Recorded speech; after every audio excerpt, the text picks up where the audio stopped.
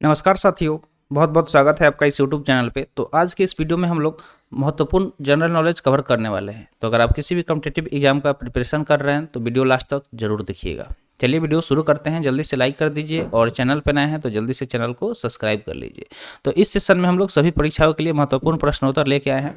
तो चलिए देखते हैं क्वेश्चन। साथ में पेन पेपर भी रखिएगा और चीज़ें नोट डाउन करते रहिएगा जो भी चीज़ें बताई जाएंगी। तो नंबर 1 क्वेश्चन दिया गया है कि नेत्रदान में, ठीक है, क्या क्वेश्चन दिया गया है कि नेत्रदान, ठीक है, क्वेश्चन दिया गया है कि नेत्रदान में रोगी में आंख के किस भाग का प्रतिरोपण किया जाता है। मान लीजिए कि जब आई को डोनेट किया जाता है, आंख का दान दिया जाता है, तो उसमें कौन से भाग को प्रतिरोपण किया जाता है। मान लीजिए कि जो रोगी है आंख का, अगर उसको आंख की आवश्यकता है तो कौन सा भाग जो है उस वही डोनेट हो सकता है। तो इसका सही उत्तर हो जाएगा कॉर्निया। तो आंख में जो कॉर्निया होता है, ठीक है, कॉर्निया उसी को ही, मतलब उसी का ही प्रतिरोपण किया जाता है, यानी कि उसको ही डोनेट किया जाता है। उसको ही एक इंसान के आंख से दूसरे इंसान में लगाया जा सकता है। दूसरे सवाल की बात करें तो दूसरा सवाल है पीडियाट्रिक्स का संबंध किससे होता है। जो पीडियाट्रिक्स है, ठीक है, इसका संबंध पूछा जा रहा है किसका, पीडियाट्रिक्स का। तो पीडियाट्रिक्स की अगर हम बात करें तो इसका संबंध होता है बच्चों के रोगों से। तो जो भी बच्चे हैं तो बच्चों से रिलेटेड जो भी रोग है उससे संबंधित है पीडियाट्रिक्स, ठीक है, पीडियाट्रिक्स, ठीक है। पीडियाट्रिक्स किससे संबंधित है तो बच्चों के रोगों से। जो भी बच्चे हैं, छोटे बच्चे, शिशु होते जो होते हैं, उनके रोगों से संबंधित है पीडियाट्रिक्स। थर्ड क्वेश्चन की बात करें तो थर्ड क्वेश्चन दिया गया है कि रक्त में हाइपोग्लाइसेमिया नामक रोग किसकी कमी से होती है। ठीक है, तो जो रक्त में एक रोग होता है, ठीक है, हाइपोग्लाइसेमिया, ठीक है, हाइपोग्लाइसेमिया नामक रोग होती है, तो किसकी कमी से होती है। तो ब्लड में किस चीज़ की कमी की वजह से जो हाइपोग्लाइसेमिया नामक रोग होता है वो होता है। तो इसका सही उत्तर हो जाएगा ग्लूकोज की कमी से। जो हमारा ब्लड होता है उसमें अगर ग्लूकोज की कमी हो जाती है, ठीक है, ग्लूकोज की अगर कमी होती है तो उसके वजह से रक्त में हाइपोग्लाइसेमिया नामक रोग हो जाता है। ठीक है, अगला सवाल देखा जाए तो अगला सवाल क्या दिया गया है कि विज्ञान की शाखा एग्रोस्टोलॉजी में किसका अध्ययन किया जाता है। एग्रोस्टोलॉजी के बारे में पूछा जा रहा है। तो ये साइंस का एक ब्रांच है, ठीक है, साइंस का एक ब्रांच है, यानी कि विज्ञान का एक शाखा है। तो वही पूछा जा रहा है कि इसमें किसका अध्ययन किया जाता है। जैसे मान लीजिए कि बायोलॉजी में जीव जंतु के बारे में पढ़ा जाता है, ठीक है, इस तरह से अलग अलग है, ठीक है, इस तरह से अलग अलग साइंस का ब्रांच है, ठीक है। सोशियोलॉजी में सामाजिक अध्ययन किया जाता है। तो इसी तरह से एग्रोस्टोलॉजी पूछा जा रहा है कि एग्रोस्टोलॉजी में किसका अध्ययन किया जाता है। तो एग्रोस्टोलॉजी की बात करें तो इसमें घास, जो भी मतलब घास है, ग्रास, उसका अध्ययन किया जाता है। तो विज्ञान की वह शाखा जिसमें घास का अध्ययन किया जाता है उसको एग्रोस्टोलॉजी के नाम से जानते हैं। क्या बोला जाता है, एग्रोस्टोलॉजी।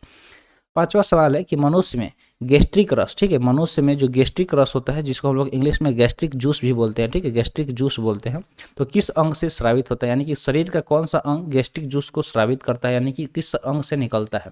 तो इसका सही उत्तर हो जाएगा अमाशय से। क्या हो जाएगा, अमाशय से। तो जो शरीर में अमाशय होता है, अमाशय, उससे ही गैस्ट्रिक जूस का सिक्रेशन होता है, यानी कि स्रावित होता है। तो गैस्ट्रिक जूस कहाँ से स्रावित होता है, अमाशय से, ठीक है, कहाँ से स्रावित होता है, अमाशय से।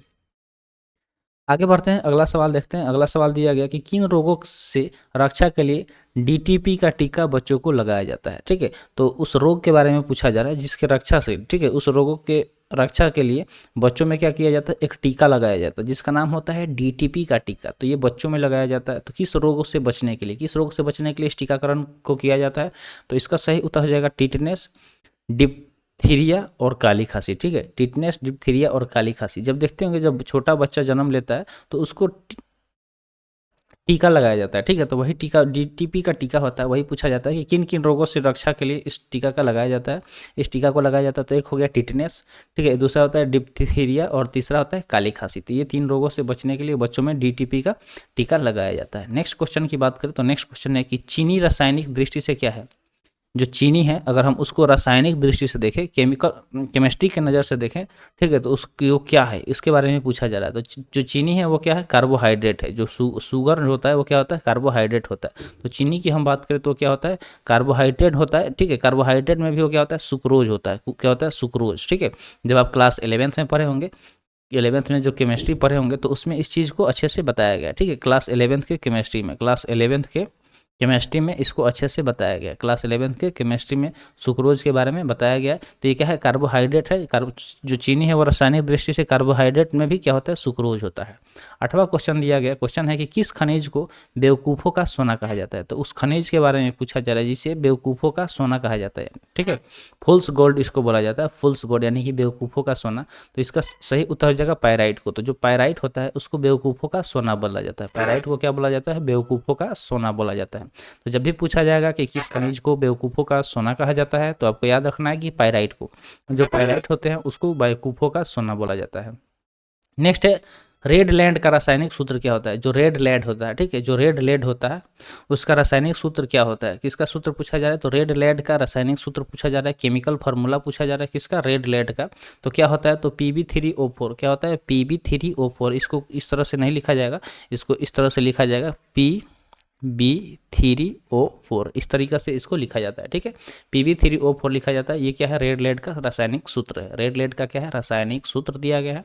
10वां सवाल दिया गया कि विश्व की दूध की रानी के नाम से किस बकरी को जाना जाता है। कि विश्व की दूध की रानी यानी कि ये जो बकरी है वो बहुत ज़्यादा दूध देता है, तो इसलिए इसका नाम रखा गया कि विश्व के दूध की रानी। क्या नाम रखा गया कि विश्व के दूध की रानी। तो पूछा जा रहा है कि किस बकरी को जाना जाता है विश्व के दूध की रानी के नाम से। तो इसका सही उत्तर देखेंगे तो सानेन। सानेन एक बकरी का नाम है, ठीक है। सानेन एक बकरी का नाम है जो बहुत ज़्यादा दूध उत्पन्न करती है, बहुत ज़्यादा दूध देती है, इसलिए इसे विश्व के दूध की रानी के नाम से भी जाना जाता है। तो आई होप आपको जो भी यहाँ पे क्वेश्चन बताया गया होगा समझ में आ गया होगा। तो आज के लिए इतना ही, आज का वीडियो यहीं पे समाप्त हुआ। वीडियो कैसा लगा कमेंट सेक्शन में ज़रूर बताइएगा। तो मिलते हैं फिर अगले वीडियो में। Thanks for watching. जय हिंद।